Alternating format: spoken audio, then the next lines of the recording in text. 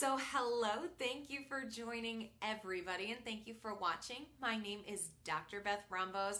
I am a blogger, I'm an author, and I am really passionate about helping bloggers and other online entrepreneurs convert the content that they already have into a book, which they can then use to help build authority, share their passion, and then also to create a little bit of an extra passive revenue through their blogs and whatever platform you have as well. So I was able to, hello Sarah, use some of the content that I had written for my blog to create this book here, Yoga for Runners, and this has been tremendous for me growing my platform. So if you don't know already, I am both a running coach and a yoga teacher on top of many other things, and so I was working really hard on creating a lot of content around the Yoga for Runners niche because it is also a big passion area for me, and so I created this book. Thank you so much. And it's really helped to grow my platform as well. So I did want to just give some general tips for batching. And the reason why I brought that up is because one of the ways that I really was able to batch the writing process for my book was by co-opting the content, repurposing the content that I already had. So this can work for a lot of different niches. So if you're a blogger, you already have it written, which is nice. You can just cut and paste that into the first draft of your book. If you do a lot of video, for example, you can then transcribe those videos either yourself, use a program, or even have like a VA do that, and then use the transcripts to create a book. And that's what I'm doing actually for a client of mine. So these are great ways to first,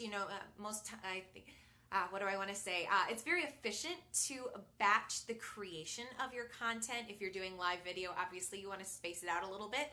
But once you have that content created, one of the big ways, again, you're going to batch the creation of your book is by repurposing the content you already have. So that's number one.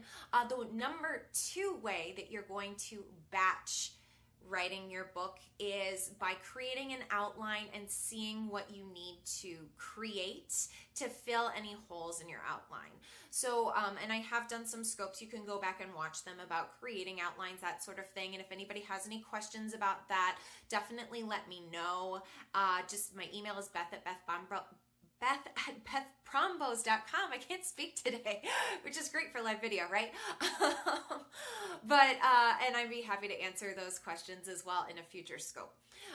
So I would encourage you to sit down and write out an outline. That will give you an idea of what you want to talk about in your book. And then you're going to see those topics that you want to cover in your book, but you haven't yet written about, or that you don't have a video about. Essentially, you don't have the content for it.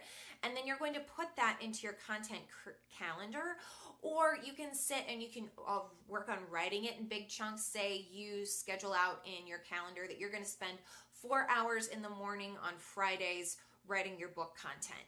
Once you have a plan for what you're going to write about, that makes it a lot easier to actually write than if you're sitting there and being like, well, I have to write 1,000 words today, but I don't know what I'm going to write about. That's where you spin your wheels a lot and you honestly waste a lot of time. So having a plan for everything is really going to help. So you want to have a plan for what you're going to do as you're batching too. Yes, I do that too. So just, be mindful about what your purpose is every time you sit down and go to work.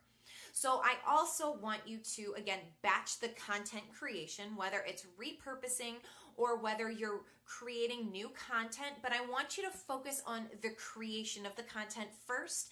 And then the third way to batch is to batch the editing. So our brains work in different ways. There's that creative side and then there's that analytical side. And if you go back and right away start to edit as you're writing, you're switching back and forth between the two and it's not very efficient. Oh, good. Glad you like that idea. It's very helpful for me. So, and especially as I'm writing my second book, I'm finding that this is a much easier way to write that I have a tendency to want to go back and edit what I've written right away. And so instead, I'll mentally stop myself from doing that and say, no, just get the ideas down on the page. It doesn't have to be perfect. I can always add more later. I can make it sound pretty later. But literally, I want to start getting the ideas down on the page before I do any writing. And that will not only get you to your first draft faster, but it just helps to create an outline, a flow for actually the draft of your book. And it's just a great starting off place. So again, places you're going to batch. Number one, repurposing the content you already have. You've essentially already batched it because you've already created it. So the batching process in that case would be just copying and pasting into the outline or into the document where you're putting together your book. Second place you're going to batch is creating the content that you don't yet have created.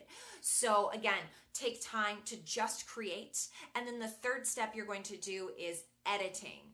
And then again, going through adding material where you need to, adding examples. You want to make this as clear as you can for your reader as you're creating your book.